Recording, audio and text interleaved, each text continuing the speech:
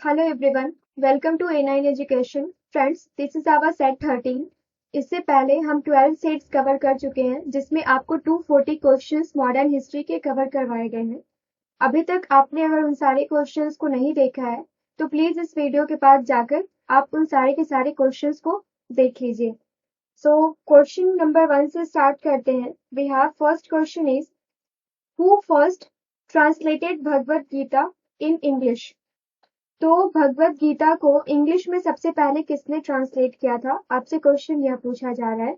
तो क्वेश्चन यहाँ पे जो आपके ऑप्शंस हैं वो है William Jones, Charles Wilkins, Alexander Cunningham और जॉन मार्शल।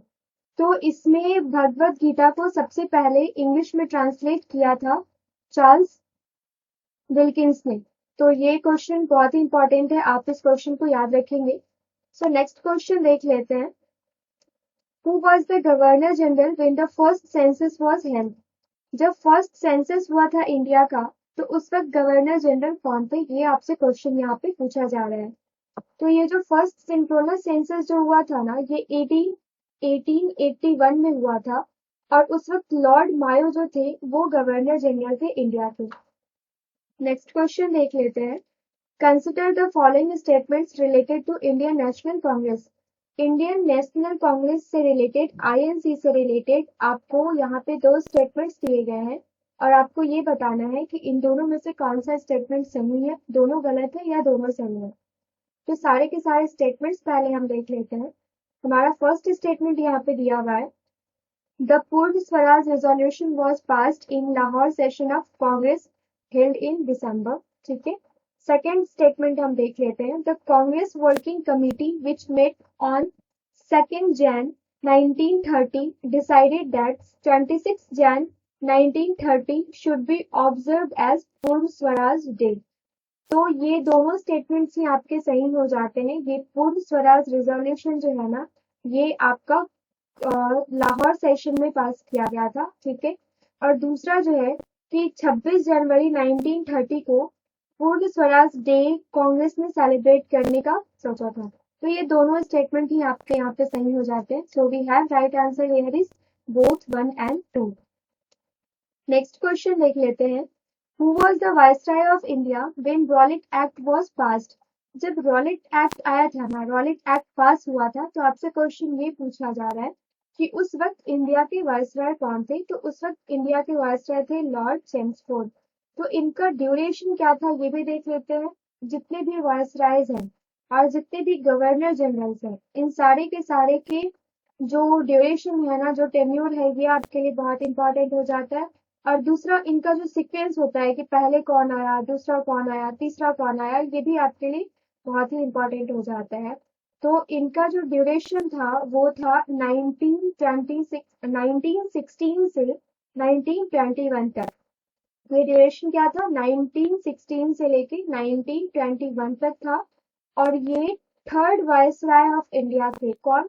लॉर्ड चेम्सफोर्ड जो थे वो थर्ड वाइसराय ऑफ इंडिया थे। अच्छा, यहाँ पे आप थोड़ा सा रिलेट करेंगे तो आपको दिखेगा कि जब रॉलेट एक्ट आया था तो लॉर्ड चेम्सफोर्ड थे। तो आपसे यह भी तो पूछा जा सकता है ना, ये सारी की सारी चीजें एक के बाद एक ही शुरू हुई थी, तो रॉलेट एक्ट के टाइम में लॉर्ड चेम्सफोर्ड थे। तो आपसे पूछा जा सकता है कि नन कॉपरेशन मूवमेंट के टाइम में कौन थे, खिलाफत मूवमेंट के टाइम में कौन थे, या फिर आपसे ये भी पूछा जा सकता है कि ये जो जलियांवाला बाग हत्याकांड हुआ था उस वक्त भारत के इंडिया के वाइसराय कौन थे।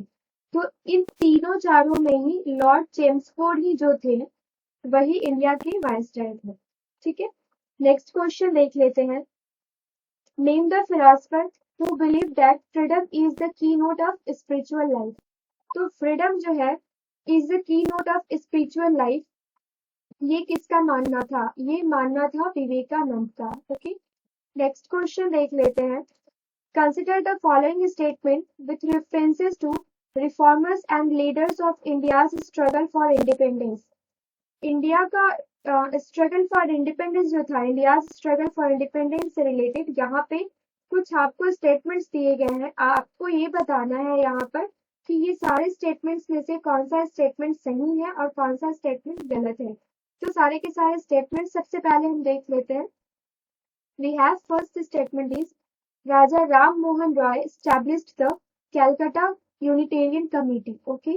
Second statement देख लेते हैं। Social Services League was established by Mahadev Govind Ranade. ठीक है। थर्ड देख लेते हैं। Deccan Education Society was founded by Gopal Krishna Gokhale. Okay. और फोर्थ है Annie Besant started the central Hindu college. तो अब आपसे पूछा जा रहा है कि ये चार स्टेटमेंट्स जो आपको दिए गए हैं उन चारों स्टेटमेंट्स में से आप में आपको बताना है कि इनमें से कौन सा स्टेटमेंट सही है और कौन सा गलत है। बट आपको क्वेश्चन के साथ साथ ये भी ध्यान रखना है कि आपको एलिमिनेट करने के लिए ऑप्शंस क्या दिए गए हैं। अब अगर सपोज यहाँ पे स्टेटमेंट नंबर 1 सही है और स्टेटमेंट नंबर 2 भी सही है और आपको ऑप्शन में दे दिया जाए only 1, only 2, both, neither, either, तो ये सारी चीजें भी आपको क्लियर होनी चाहिए कि कैसे आपको एलिमिनेट करना है। सो यहाँ पे आंसर देख लेते हैं। We have right answer here is 1 and 4। तो 1 एंड 4 के स्टेटमेंट्स हम देख लेते हैं क्या क्या है। 1 में देख लीजिए, राजा राम मोहन रॉय ने कैलकाटा यूनिटेरियन कमेटी की एस्टेब्लिशमेंट करी थी, ये आपका करेक्ट हो जाता है। दूसरा है social services league was established bye Mahadev Govind Ranade. ये सोशल सर्विस लीग किसके द्वारा एस्टैब्लिश किया गया था, ये आप मुझे जरा कमेंट सेक्शन में बताइए, क्योंकि इससे पहले भी मैं ये क्वेश्चन कंप्लीट करवा चुकी हूँ। डेक्कन एजुकेशन सोसाइटी ये भी मैं कंप्लीट करवा चुकी हूँ। तो मुझे जरा ये इसका भी आंसर आप बताइए कि डेक्कन एजुकेशन सोसाइटी के फाउंडर कौन थे और किस ईयर में और कहाँ पे फाउंड किया गया था, ये साथ ही साथ आप मुझे बताइए। तो ये आपका गोपाल कृष्ण गोखले ने नहीं किया था। Fourth option is Annie Besant started central Hindu college. तो ये सेंट्रल हिंदू कॉलेज की स्थापना एनी बेसेंट ने की थी, ये आपका सही हो जाता है। और 1916 में इन्होंने होम रूल लीग मूवमेंट की भी स्टार्ट करी थी। ठीक है, इन्होंने और बाल गंगाधर तिलक ने दोनों ने home rule league movement start किया था। नेक्स्ट क्वेश्चन देख लेते हैं। The following items consist of two statements, one labelled as assertion. यहाँ पे इन शॉर्ट हिंदी मीडियम वाले ज्यादा कंफ्यूज मत होइए। यहाँ पे आपसे बोला जा रहा है कि एक असर्शन दिया हुआ है और एक रीजन दिया हुआ है, मतलब ये एक स्टेटमेंट दिया हुआ है और आपको बताना है कि क्या जो ये रीजन दिया हुआ है ये रीजन इस स्टेटमेंट को फुलफिल करता है क्या। तो पहले तो क्वेश्चन पढ़ लेते हैं। The statement the permanent settlement is said to have initially resulted in increased agricultural production. तो यहाँ पे कहना ये है कि ये जो परमानेंट सेटलमेंट था, माना जाता है कि इसने परमानेंट सेटलमेंट ने एग्रीकल्चरल प्रोडक्शन को इंक्रीज कर दिया। ठीक है, ये आपका हो गया सेशन। और रीजन हम देख लेते हैं क्यों इंक्रीज कर लिया, ये देख लेते हैं। इन दिस सिस्टम द जमींदार could give himself any increase in the rental of this state. अब आप जरा एक बात बताइए, अगर आपको इस क्वेश्चन का आंसर नहीं भी आता है तो आप यहाँ पे क्लियरली आंसर टिक कर सकते हैं। अब क्या ऐसा पॉसिबल है क्या कि जमींदार जितना चाहे उतना मनी और उतना प्रॉफिट अपने पास रख ले और ये रीजन है किसी एग्रीकल्चरल प्रोडक्शन को इंक्रीज करने का, इंक्रीज हो जाने का। तो ये स्टेटमेंट, ये रीजन जो है ना, ये आपके इस दर्शन को फॉलो नहीं करता है, फुलफिल नहीं करता है, तो ये यहाँ पे हो जाएगा आपका गलत। तो अगर ये रीजन यहाँ पे गलत हो जाता है तो वी हैव राइट आंसर। तो हमारे पास आंसर बचता है A is true but R is false. So you have right answer is option सी।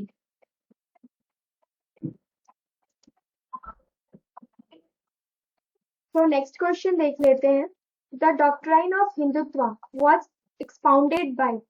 ये डॉक्ट्राइन ऑफ हिंदुत्व जो है ना, ये किससे रिलेटेड है, तो ये रिलेटेड है वीडी सावरकर से। अच्छा, यहाँ पे अगर आपसे बोल दिया जाए कि डॉक्ट्राइन ऑफ हिंदुत्व की जगह पे आपसे ये पूछ लिया जाए कि डॉक्ट्राइन ऑफ लेफ्ट जो है वो किससे रिलेटेड है, तो वो है लॉर्ड डलहौजी से।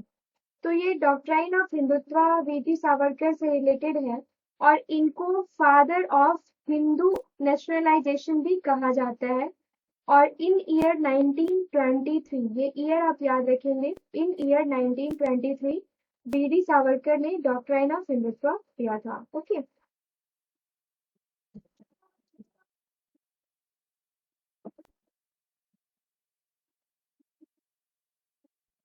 Next question is Lala Lajpat Rai को आपसे यहाँ पे क्वेश्चन पूछा जा रहा है सिंपली कि लाला लाजपत राय कभी घायल हुए थे। तो ये तो आपको पता ही है कि 1928 में जब साइमन कमीशन आया था, उस वक्त लाठी चार्ज में इनको सर पे चोट लगी थी, जिसकी वजह से ये घायल हो गए थे और कुछ दिनों के बाद इसी चोट की वजह से इनकी मृत्यु भी हो गई थी।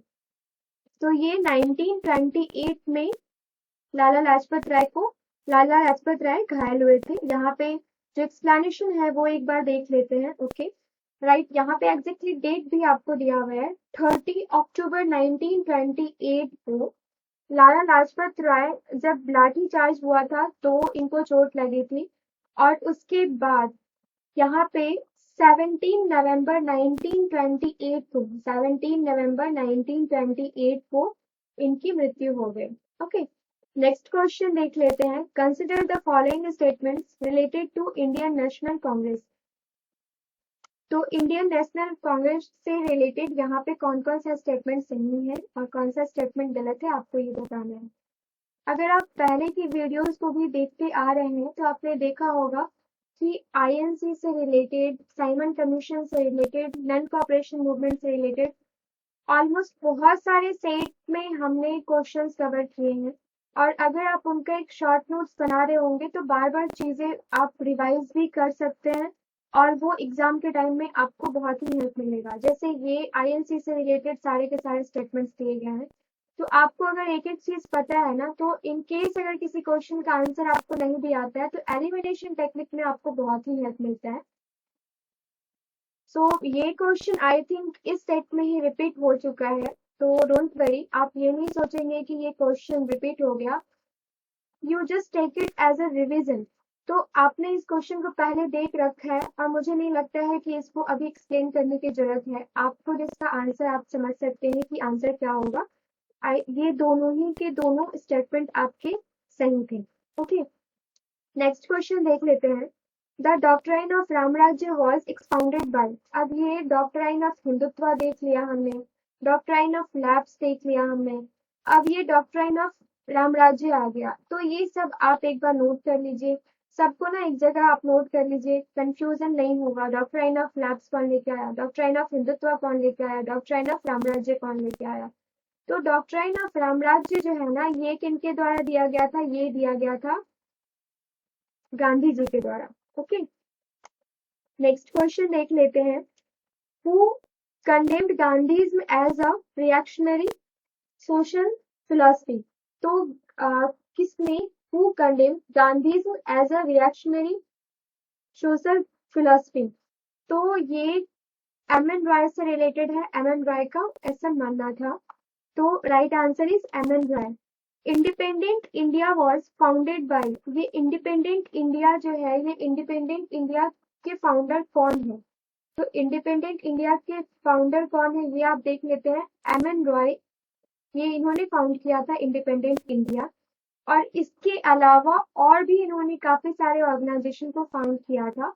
आप इसका नोट्स बना लेंगे, आप एक जगह नोट कर लेंगे अपने नोटबुक में। इससे पहले जैसा मैंने आपको बताया है नोट्स बनाने का तरीका, सपोज अगर आप इंडिपेंडेंट इंडिया से रिलेटेड लिख रहे हैं, पॉइंट्स नोट कर रहे हैं, तो आपको नोट्स कैसे प्रिपेयर करना है, you have to just write here who founded independent India, in which year, और इसका एम क्या था। ठीक है, कौन कौन से मेंबर्स इससे रिलेटेड थे, और इसके बाद अगर इसका कुछ, इसको फाउंड करने का कुछ रीजन था और क्या आउटकम निकला, वो सारी चीजें। तो ये आपका एक शॉर्ट नोट्स हो जाता है जिसमें आपको पूरा एक पन्ना भरने की जरूरत नहीं है, एक पेज भरने की जरूरत नहीं है। ये आपका एक शॉर्ट नोट्स है जो एग्जाम के टाइम में आप इजिली आप एक बार देखोगे और सारे के सारे रिकॉग्नाइज हो जाएंगे। क्यों, तो हम स्टेटमेंट वाइज लिखते हैं ना, तो हम फिर उसमें डेट ढूंढते रह जाते हैं कि हमने कहाँ लिखा है, वो पर्सन का नाम किस लाइन में लिखा है।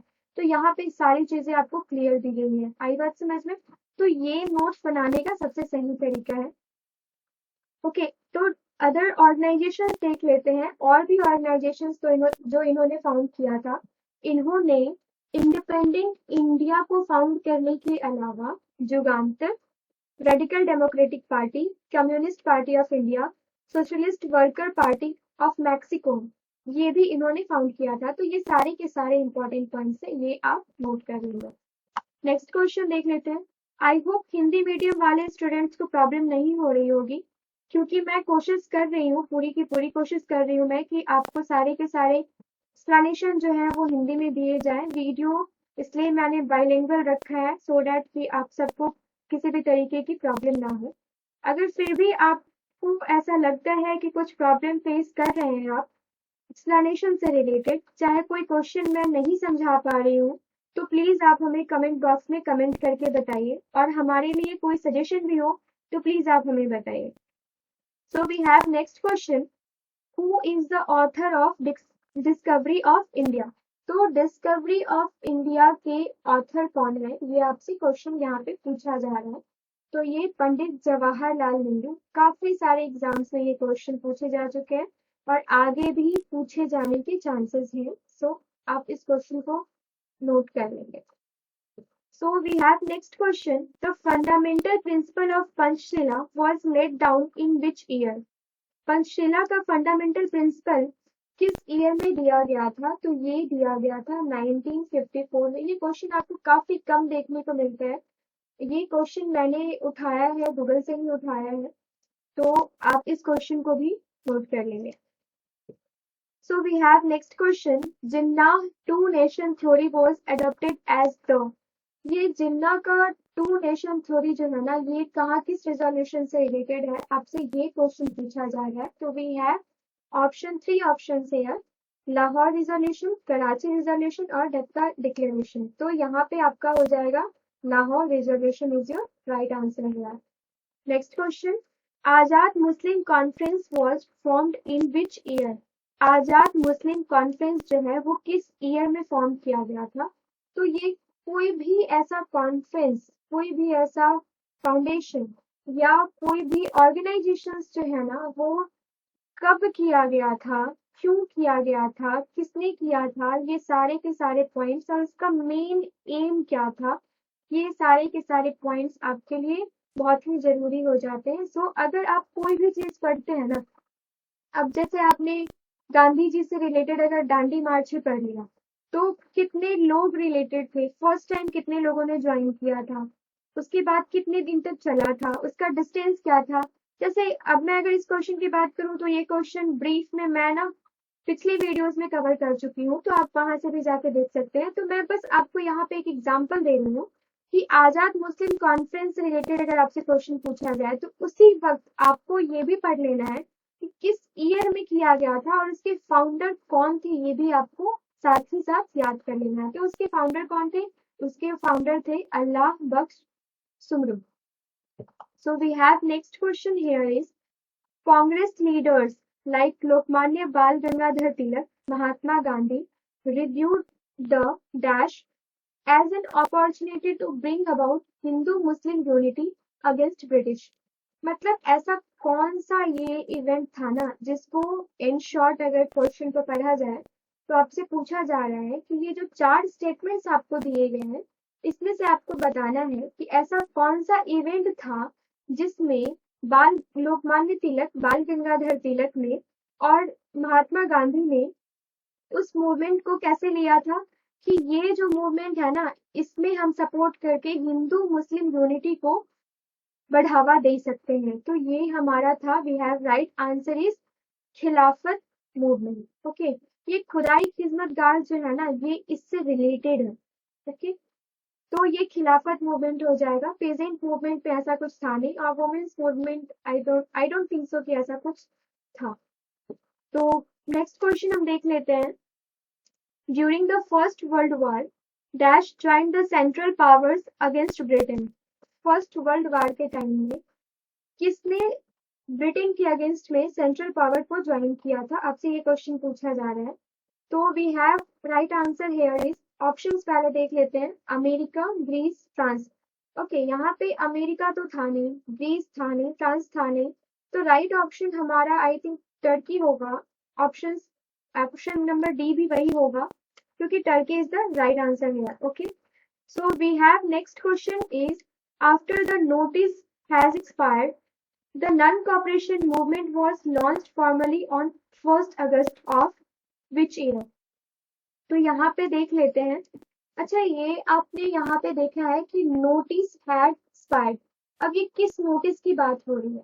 आपको पता ही होगा कि नन कॉपरेशन मूवमेंट लॉन्च करने से पहले गांधी जी ने ब्रिटिशर्स के सामने कुछ अपनी शर्तें रखी थी, कुछ कंडीशंस रखी थी, और उन्होंने यह कहा था कि ये जो भी कंडीशंस हैं, उन सारी कंडीशंस को अगर ब्रिटिश गवर्नमेंट फुलफिल कर देती है तो नन कॉपरेशन मूवमेंट को लॉन्च नहीं किया जाएगा। बट इस इन सारी शर्तों को, गांधी जी की इन सारी शर्तों को ब्रिटिश ने नहीं माना।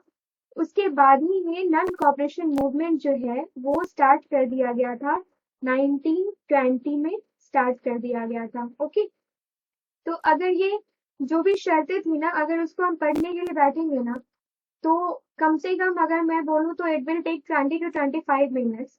सो हम ना सेपरेट वीडियोस बनाने की कोशिश करेंगे, और वैसे भी बहुत जल्द हम सेपरेट पॉइंट पे हर एक अलग अलग पॉइंट्स पे सेपरेट वीडियोस बनाने वाले हैं। लाइक जैसे खिलाफत मूवमेंट हो गया, तो उससे रिलेटेड जितनी भी चीजें हो सकती हैं वो आपको दिया जाएगा, जो कि आपके मेंस आंसर राइटिंग में भी आपको बहुत हेल्प करेगा। और नन कॉपरेशन मूवमेंट, तो ये सारे के सारे पॉइंट्स हम वन बाय वन वहां कवर कर लेंगे। सो क्वेश्चन पहले यहाँ पे देखते हैं। आपको मैंने इन शॉर्ट बता दिया कि नोटिस जो था वो किस चीज से रिलेटेड था और किसने दिया था ब्रिटिश गवर्नमेंट को। तो ये हुआ कभी था? ये 1920 में हुआ था। और the period of non cooperation movement कभी से कभी तक हुआ था, सितंबर 2020 से लेके फैब 2022 तक हुआ था।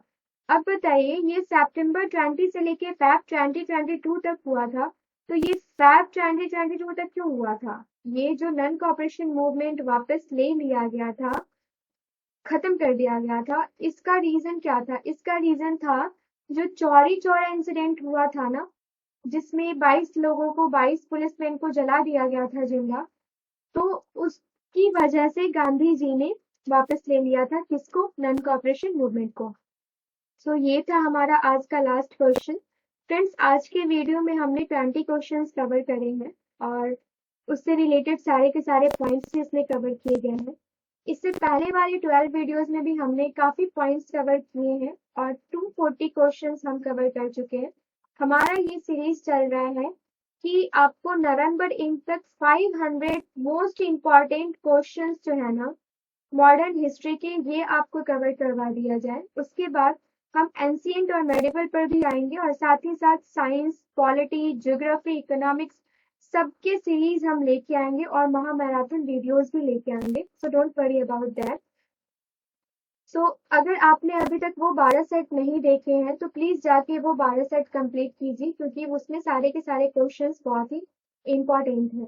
सो अगर ये वीडियो पसंद आया हो, अगर कंटेंट पसंद आए हो, कंटेंट आपके लिए हेल्पफुल हो, तो प्लीज इस चैनल को सब्सक्राइब कर लीजिए, ताकि आने वाले सारे के सारे वीडियोस आपको टाइम टू टाइम मिलते रहें। सो फ्रेंड्स, मिलते हैं नेक्स्ट लेक्चर में। Thank you so much. Have a nice day.